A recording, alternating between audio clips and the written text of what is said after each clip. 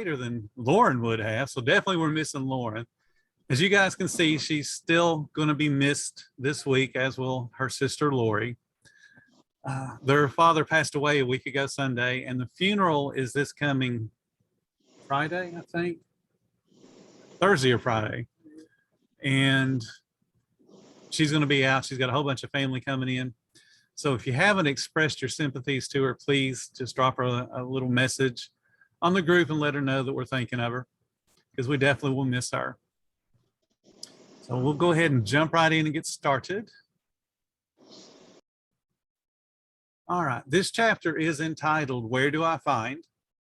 And this is talking about all the different partners and people that you'll need to help you support your food truck, your food trailer, your food business. So just like every other week, I want to start with sharing something, get you guys talking. And this week, I thought we would talk about an emergency that you may have faced in your business, or an emergency you're afraid to face. We were talking about insurance before we got started. But one of the things that happened to me a number of years ago is it was, if you can imagine, a 4th of July in Florida where it's super hot, and I'm running a restaurant and it's going to be super busy because for us, 4th of July is a big sales day. So you don't want to be closed on 4th of July. And for Luke, that's Independence Day for us. So anyway. Fortunately, I have spent 8 years living in the States, so I'm not completely un-Americanized. I just have to, equate it to Australian. I guess, yeah. It's fine. Keep going. Okay, good. All right, so we're all on the same page. Anyway, on this particular day, the air conditioner broke down. With an air conditioner down in a restaurant that seats people, you don't want to deal with that because people are just going to walk in, go, ooh, it's hot in here, and leave. Because again, in Florida, it gets really, really hot in the middle of July. So I was lucky enough to already have somebody in my pocket that could work on the AC. And he came out on the 4th of July, did not charge me the triple time that they usually charge when they work on a holiday, because number one, we had a working relationship already, and he knew that if I called him, it was a problem. It wasn't, oh, there's a breaker tripped. Oh, somebody's tripped over a cord and unplugged it. That's why this equipment doesn't work. He knew it was serious. He came out, repaired the AC, and really saved the day for us. So you always want to have those people that are going to help you get through those difficult times. So that's thinking ahead.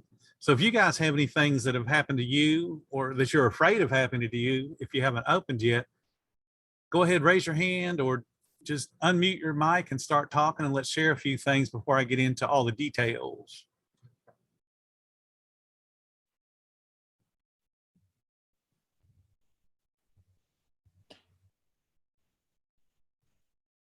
I'll tell a story. Okay, tell a story. A really good example, when we first, actually it was the week before we opened. I don't know if I've told you this story, Bill. I may have. Picked up our generators. They were shipped to us, picked them up from the depot, drove my trailer to the depot to pick up the 2 big 90-kilogram generators that we purchased. We need one for service and wanted to have one as a backup. And I managed to get them loaded into the trailer. They're on wheels. Closed the trailer, drove off, and the generators rolled back as we took off, popped open the door, landed on the ground of the car park, and, fortunately didn't shatter, but a little bit damaged. But all of a sudden, I'm now faced with, okay, wait a second. I need to find a way for them to stop rolling back. I need to find a way for them, if they do roll back, to not pop open the door. I need to obviously fix the door to start with. And it was about a 4 or 5, it was what we call the cascade of catastrophe. There were 4 or 5 things we just needed to, as a result of one thing, then go and fix. Fortunately, and I guess this sort of applies to where you're talking about, I've got the world's best handyman. Like, this is a former neighbor of mine who's semi-retired. We know he likes to keep his brain and his hands active doing things. He's a qualified mechanic, carpenter, like he's fixed everything in the world. So it was a matter of, inviting him over for dinner the next night, showing him the thing. And the next day he came over with tools and brackets and rubber matting, and basically came up with a 6-step solution that solved all the problems. So yeah, that's great that you had somebody you could call on. And that's really the point of any kind of an emergency, is who am I going to call? Because what happens when we have that emergency is we go into panic mode. Oh, I've got to be open in 2 hours. I've got to do this. I'm going to lose sales. I'm going to lose. And we end up making bad decisions because we haven't thought through what could potentially happen. So that's why I like to have a backup plan for everything. I don't see any more hands up, so I guess everybody's ready for me to start talking. So we'll start talking. In this list of potential partners or potential people you need to have on your side, we'll start with attorneys. Attorneys do a lot of things that benefit your business, and that you're going to need an attorney at some point. And I would much rather have one that I've already had at least one initial conversation with than to get those summons papers that somebody is claiming that we food poisoned them and now they're suing us, and we have to go through the phone book or the internet trying to find somebody to represent me. So I would rather already have somebody I can call. One of my friends has been in business since the 1960s, and pretty much since he got really wealthy, he has been under at least one lawsuit all of his life. Since, I believe he told me, since 1975, he's been under at least one or more lawsuits. Because when people see that you're successful, they want to try and get a piece of that action. So you have to have a backup plan. Who am I going to talk to? But attorneys can review documents. When you set up a contract for catering, for instance, they can tell you, yes, this is a good contract. It's nice and ironclad. They can help you again with lawsuits. If you have insurance disputes, we were talking about that earlier. The insurance company won't pay what they should be paying out. You need to have an attorney on your side. Security breaches, we were also talking about that. I was talking to somebody earlier about a POS system. With what's going on in the world right now, security breaches are becoming a daily occurrence. Having an attorney can help you if you run your own POS system or your POS system isn't PCI compliant. You need to have all of those things worked out. So attorneys are at least a nice one to introduce yourself and say, hey, I've got a food truck coming up and I would like to talk to you for the next hour. An accountant, we all know what an accountant does, or a bookkeeper, but they can also help you with business plans. They can help you understand your cash flow. They can certainly help you with your taxes and how to limit your tax exposure. And they can help you to set up the business plan, which in turn could help you with your business loans or potential for business loans. Accountants are good people to have, especially at tax time. I've seen more tax-related questions as we're getting close to our official tax day here of April 15th. So more and more people want to know about taxes. But I'm going to tell you right now, this is the wrong time to be asking about taxes. You want to ask about taxes really when you commit to getting into the food business. What's going to be the best way for me to record all the different receipts and the things that apply towards taxes, as well as what are some strategies to help me lower my tax exposure. Waiting again till the end of March and going, hey, what should I do? It's too late. It's fixing the barn door after the horses come back home. Commissaries. A lot of states require a commissary or some form of a commissary. And that's really, it's a shared kitchen. It's a shared commercial kitchen. There's also incubator kitchens. They do a similar process where they're helping new businesses get started. I got to move my little thing here because I can't read the last word. Minimum requirements. You got to understand the minimum requirements that your state has for a commissary, especially if you're going to build one yourself. Some states make it really easy to build your own commissary. You can have a bathroom with its own hand wash sink and a commode that has to be enclosed and separated from the kitchen area, where you have to have at least a triple sink. In a lot of places, believe it or not, that qualifies as a commissary, because you have a triple sink with a hand wash and you got a bathroom with a hand wash. And as long as the bathroom has a door, that's a commissary. Then you can get as fancy as you want and as fancy as the state wants by having refrigerators and freezers and cooking equipment, fryers and hoods and all that kind of thing. So a commissary doesn't necessarily need to be a full kitchen. It's much easier for the commissary or the shared kitchen to make money if they're a full kitchen, but you certainly don't have to have that. A lot of states just have that bare minimum.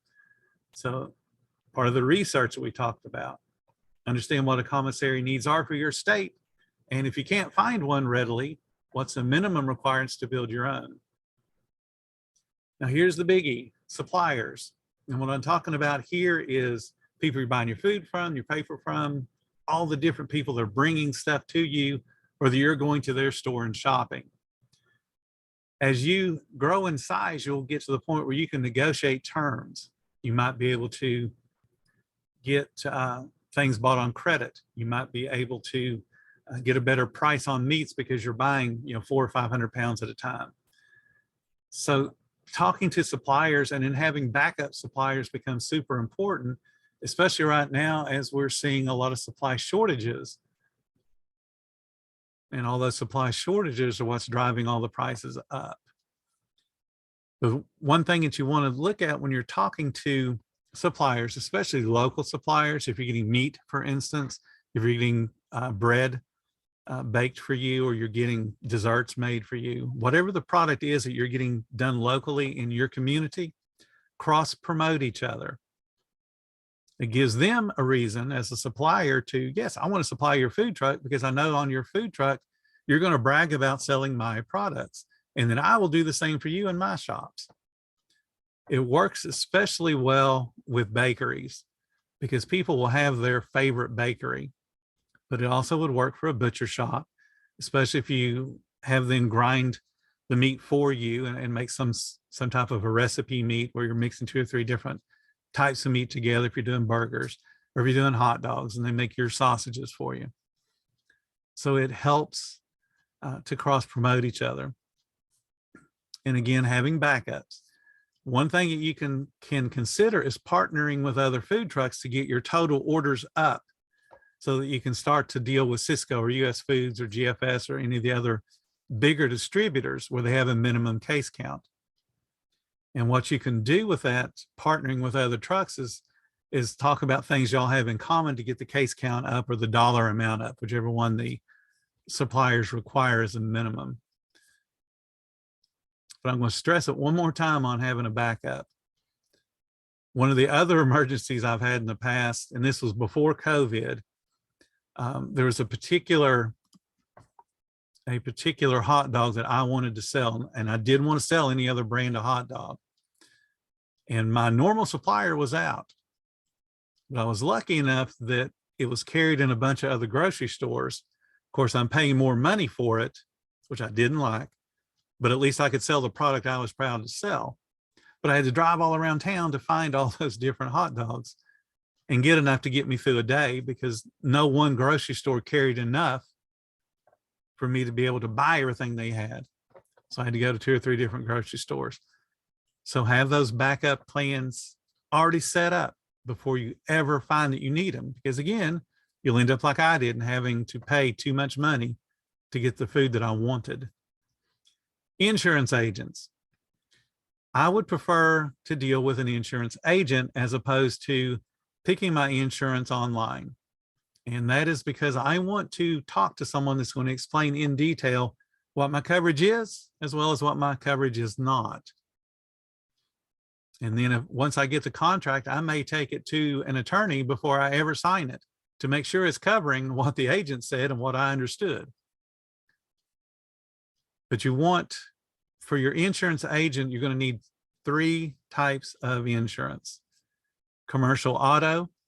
Commercial auto covers the actual towing vehicle and the box that is being towed. Doesn't cover anything inside the box. So commercial auto. You need commercial property. That's what covers what's inside your box, inside the trailer, inside the back part of the truck. And that would include, your grills and your hoods, your sinks, all the things that normally wouldn't be in the back of a van or in the back of a trailer. That's your business property, your commercial property. And then because we're selling food to the general public, and we have general public milling around our vehicles, need to have liability. Liability covers if you make somebody sick or somebody trips and falls. So you need those three basic insurances for sure. Now there's one that's listed there. It says income stabilization, and it's got a couple of different names. But what this one does for you, and most people don't even know about it, is let's say you've got a big event coming up this weekend, and it's going to generate you 10 or 12 or $20,000, whatever, big number impresses you. But you're also worried about it not going to rain. You can buy income stabilization insurance. And what that does is it guarantees that if something cancels the event, they pay you, and they pay you whatever the premium is or whatever the amount of coverage you've asked for. Now, the only caveat to that is you have to be able to prove the income that you say is there, the income potential. And yeah, it is legalized gambling, as Luke says. And you have to be able to prove that the weather event caused the cancellation. Now, here's where they'll try and trick you up. They only take official weather reports. So let's say that you're at the state fair, and the state fair is out in the middle of nowhere in the county. And the next nearest weather station that the insurance companies consider official is a few miles down the road.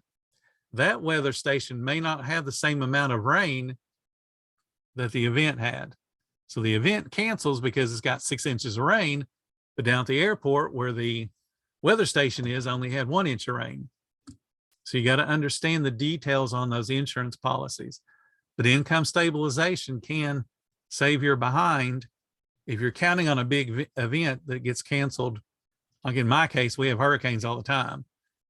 And if I'm able to buy income stabilization now for an event in October, the insurance company loves me because probably not going to have a hurricane in October.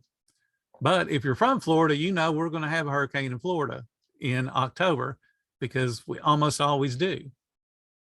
And whether it hits my area or not is something different, but you got to have that in place. And it does have different names, but it stabilizes your income. There's also another insurance, and I'm drawing a blank on the name of it. Maybe Garrick will help me out. But what it does is it covers like your freezer, for instance, or your refrigerator. If it goes down and you lose all the food that's inside of it and you can't open because you need that particular piece of equipment to be able to open, the insurance will cover the losses of sales for that particular day. Of course, they all have a deductible, but hey, I'll pay $500 to be paid, $2,500 on a payout for the insurance. All right, let's move on to health inspectors. Health inspectors are usually what makes people really, really nervous. They tend to panic. Oh, there's a health inspector. What do we do? What's wrong? Don't operate that way. Operate as if the health inspector is looking over your shoulder all day long. Do things the way you're taught how to do them from your food manager certifications, and do them the way that the health inspectors in the past have told you to do them. That's very important. A health inspector is a resource person, and that's all that they are. They have a job to do, and that job is exactly like yours. Yeah, business continuity, Garrick said. That's the name of the insurance. Or yeah, business continuity. But in any case, with a health inspector, let them teach you the job. When you're not sure of something, ask them. When they say, hey, you need to do this way. Hey, can you help me understand why I have to do it this way? That makes them feel really good because, hey, I can teach you something, so they can brag about how much knowledge they got. But it also helps you understand where they're coming from. Health inspectors can also help you to understand the HACCP plans that some states require you to do, or the standard operating procedure, the SOP. In any case, having the health inspector on your side is a massive benefit. But remember, there's somebody that's just doing a job. They want to do the job to the best of their ability, and they want to go home at the end of the night and feel good about what they've done. Like I mentioned last week, I've dealt with a whole bunch of different health inspectors. There's been a few that I didn't like personally because they were just abrasive people, but they did do the job. As long as you respect them for what their job is they're trying to do, they'll be fine. Repairmen. I talked to you guys a little bit about the story on 4th of July when we had the issue and a repairman that I knew would come help me. What you see there, it says maintenance contract. And this is something that I think more and more food trucks are going to end up wanting to get into. And it's something that a lot of the restaurants I've had have done as well. A maintenance contract is where you pay somebody that has the basic skills to do, the air conditioning, the refrigeration, as well as carpentry work, that type of thing. And you pay them a monthly fee. And they come in and they'll change the filters. Like if you have an ice machine, for instance, the ice machine typically has 3 or 4 big filters. They'll come in and change the filters. We have AC, they'll come in and change the AC filters. They'll come clean the hood system. They'll do the basics maintenance on equipment to keep it oiled and greased and in the proper condition. They'll tighten belts and that kind of thing. So they come in and do that every month, and you pay them a monthly fee. The benefit to that is when you have an emergency, because you're paying them monthly contract, they don't charge you the double time or the time and a half or anything. They come in and they fix the problem. Because remember, they're the maintenance man. They're supposed to be catching these problems before they ever happen. So it's kind of upsetting to them that they've let something break down or mess up that they didn't catch and repair in real time. So that's one of the benefits to having a repairman and then having a maintenance contract. And yes, they're expensive. They can be, $100, $170 a month. But when you consider that they, in 2 hours of overtime pay, you save all that 170, it's not a bad deal. And it would honestly, considering the explosion of food trucks, if somebody wanted to start their own business, that would be the business to start. Because in any given city, there's going to be, my little city, I was just reading yesterday that the city next to us has like 14 food trucks, and it's only got 21,000 people in it. And that's not counting the food trucks that travel in and out of the city. So there would be 14 clients right there. All you got to do is go in and spend an hour or so. So that's an opportunity for somebody. Let's talk about the Small Business Administration or getting a mentor. You're looking for somebody that's got food business experience. The Small Business Administration may or may not have advisors, and they're free, so you definitely want to check into it. But they may or may not have advisors that have food business experience. The reason you want food business experience is our inventory type is different than any other business. Like Walmart, most of their inventory, not their grocery side, but all their hard lines, it can sit there for months. They don't have to worry about expiration dates. They don't have to worry about anything like we do. We buy a case of meat, we have got to sell that meat. There's no ifs, ands, or buts, because if we don't sell it, we got to throw it away. It's the same with bread, same with vegetables. As soon as we get them on the truck, they are on a timer, and we've got to be chasing that timer. We want to beat the timer so the stuff gets sold before we have to throw it away. And that's a hard concept for somebody that's not been in our business. They don't understand that, the inventory is perishable. And that changes how we handle our inventory. We want as little inventory as possible sitting on a shelf. That's part of cash flow, but we also want as little inventory sitting on the shelf because we have to worry about expiration dates. So if you're looking at Small Business Administration or SCORE or any of those government groups that will give you a free advisor to help you get your business going, try to find one that's got food experience. And if they got fast food experience, then hopefully they've had a lot of good training and can really help you out. If you're looking for a coach or a mentor or something along those lines, same deal. You want somebody that's got real food experience. And, I know it sounds like a commercial for me, and to an extent it is, but you don't want somebody that's kind of meandered around. And they were, 5 years ago, they were building a food truck. And now this year they're getting into marketing. And then who knows what they'll be doing next year. You want somebody that's been doing the food business and has been doing it in a lot of different areas. That helps you to get the best experience possible. And if you're not able to find somebody like that, then get somebody that's got small business experience. Just somebody that's going to help hold you accountable, because you need that. One of the biggest weaknesses that I've noticed, got to move my time so I can see it.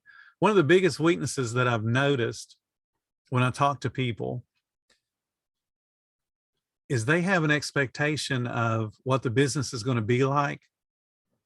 And then when they really get into it, the expectation gets broken. The dream gets broken. They lose focus on what they wanted to do when they started the business. And they fall out of doing the numbers, doing the things that help move the business along. So if you get a small business coach, they're going to help hold you responsible. And you can even set up what they need to hold you responsible for. Hey, I need to have my sales increase, 5% a week or 6% a week or whatever it is. I need to get my speed of service down. So I need to get more people through my line every day. How can I do those kind of things? And then have that person hold you accountable for your results, for your goals, for what you want to do. Because food truck owners, especially when they feel like they're responsible to someone, they're more likely to achieve what they said they're going to do. When I give people homework, when I talk to them on the phone and say, hey, by the next time we talk, I need to have these things done. The conversations on that next phone call go one of two ways. Hey, I got this done and this is what I found. And it's a great conversation, or it's a conversation full of excuses. Well, this happened and this happened. If you look for reasons not to do the work before you ever get open for business, you'll look for reasons not to do the work when you're in business. So if you're going to do the business, get serious, get yourself somebody's going to help you with the stuff you don't know. All right, let's talk. Ooh, hit the wrong button there. Let's talk about staffs and how to advertise, how to interview, how to hire, train, and follow up. At some point, you're going to hire a non-family member. And that is somebody you've got to interview. And for a lot of people, interviewing is difficult because now you got to ask people questions and you got to pay attention to the answers. And you got to ask them sometimes uncomfortable questions. Tell me about your experience at work. Tell me about the last restaurant you worked at. Tell me about how you did in school. Oh, how come you didn't do well in math? What was the problem there? So you've got to ask people questions, and it doesn't matter what their experience is. What matters is what they're saying and how they're saying it. The majority of people that I've hired in the past have been under 18 because they're easier to train, number one, and they're more willing to work the weird kind of hours that a food truck requires. So working with somebody that's even under 20 or 21, they have very little experience. Or if they do have experience, it's bouncing from job to job to job because they don't know how to maintain a job. So you got to ask the questions to pull out of them, not their work experience so much as what kind of work will they do for you. I have never, for example, I've never worked at Taco Bell, and Melissa, my wife, has never worked at Taco Bell, but we can both ask people questions enough to the point where we understand if they have worked at Taco Bell and we're good, we know what they're saying makes sense because food is food. You know how the line should progress. You know how the assembly process is as far as food goes. And you can pretty well tell when someone's trying to blow smoke, as they say. But at the point that you do the interview and you go to hire, now you got to get real serious. How much am I paying? What are the other benefits do I have? Like, do I offer free food or a discount against meals? Do I offer discounts on their days off? Am I offering a uniform like the one I'm wearing today? In the background around me, all the stuff that the good folks from Sauce sent me today. All of those things would be perks that you would be able to say, I'm going to give you this t-shirt. You can wear it. You don't have to worry about ruining your own clothes. Here's a hat I'm going to give you. We're going to give you this employee cup to drink out of. As long as you're bringing this employee cup, you can have, all the lemonade or tea or soda that we sell. Those kind of things make people want to work with you, because now you're taking advantage of an opportunity and filling a void for them. They don't have to get their own clothes dirty. And I've even recommended going as far as buying them shoes and pants as well, because it helps you control the look. And then it's something they don't have to worry about. So once you've hired them and got them on board, you've got to train them. And we've talked about training before, but you're creating a STAR. So that STAR stands for S is show. You're going to show them the job.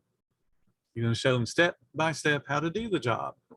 You're going to, S is star, T is allow them to try.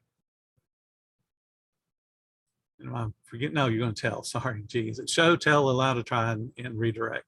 So you show them the job step by step in slow motion how to do the job.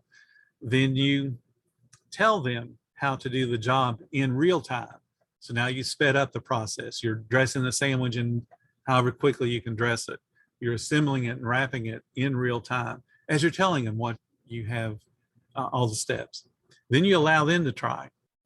And now they're going to do it step by step, and you're going to redirect them as they tend to forget things. One of the things that I'm very fast at is wrapping a sandwich, because I've literally wrapped several 100,000 sandwiches over the years. And I'm very fast at it. But in order for me to have gotten as fast as I am, I actually had to be trained by somebody and then go through the embarrassment of being told at a evaluation that, and this is a manager talking to me, said this, I was 18 years old, thought I was hot stuff. And she said, we have never hired somebody that is as slow as you are. And to be honest with you, we think you're on drugs because you're so slow. Now, I thought I was blazingly fast, but I was not. So what that did was it lit a fire under me to get fast. And I got really fast. I asked them if I could take some wraps home, and I took, a couple hundred wraps home and sat with a bun and just practiced wrapping till I got really, really good at it. Because I didn't want that embarrassment of me thinking I'm good and not being good. That was not a fun conversation to have, because she told me at the end of the conversation, if you don't get better, you will be gone. I worked for that company another 13 years, so I got really good. But if somebody had been redirecting me and saying, hey, Bill, you need to pick up the pace, son, you're not fast enough, and had been encouraging me and then showing me how to do the job all along, I would have gotten better without having to go through that embarrassing evaluation. So the training is on you as an owner. And when I have hired people that, give you a great example, at Burger King, lots of people work for Burger King all around the country. They move to Florida and say, hey, I used to work at Burger King in Indianapolis. That's awesome. I'm still going to train you exactly how I want it done, which is how Burger King wants it done. Because I have no clue if the store in Indianapolis or the franchise in Indianapolis is training by Burger King specifications. So we'll pretend like you don't know anything, and we're going to go through it step by step by step. Now, somebody that truly has worked for a different franchise and comes to work for me, they can go through the training in a couple of days because they know the job. But if they don't know the job, I'm saving them the embarrassment of having bragged about it, and it's not quite how it needs to be, because I'm going to train you. And I've done that everywhere that I've worked, and I've done it on my food trucks and my hot dog carts. I don't care what experience you've had, you're going to do it the way I want it to be done. So I'm going to train you. And if you do have experience, you'll just go through the training really quick. And then the key thing, you have got to follow up on your employees. Just like I said, if that manager had followed up on me, I wouldn't have been embarrassed and be told, hey, you're on drugs, dude. All right, let's talk about non-essential partners, just really, really quick. And I'll do all the questions in just a minute, Luke. I'm almost done. The non-essential partners. The majority of people that I work with are brand new to the business, and the majority of those folks don't have a lot of money. So looking to get started as inexpensively as possible. And that's great. I want people to grow into the business. But there are a lot of people that will take on debt and unrealistic debt to get open. You know, they'll see a food truck that's on the Great Food Race and go, hey, I want one just like that. Those trucks that you see on the Food Network's amazing food truck race, whatever it's called, those are about $150,000 trucks.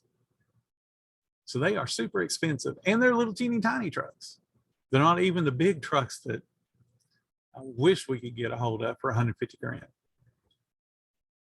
So when you get in that kind of debt, you have to understand what you got to do to make money.